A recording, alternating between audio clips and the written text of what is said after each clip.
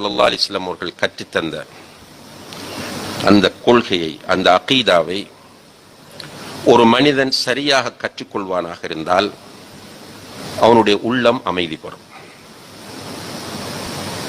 அவனுடைய வாழ்க்கை சீராகும், அவனிடம் பெருமை இருக்காது, கர்வம் கொண்டு அலைய மாட்டான், பொறாமைக்காரனாக அவன் காணப்பட மாட்டான், சுயநலம் அவனிடம் இருக்காது, பேராசை அவனிடம் இருக்காது. மனிதனாக வாழுவான், உழைப்பான், நிறைய பொருளாதாரத்தை தேடுவான், நிறைய படிப்பான். ஆனால் அவன் ஒரு உண்மையான அல்லாஹுடைய அடியானாக இந்த உலகத்தில் வாழுவான். எவ்வளவு ஒரு டென்ஷனாக சிச்சுவேஷனிலும் அல்லாஹும்ம பிஸ்மிக அமூத்து வஹ்யா படுத்தா தூக்கம் போகும்.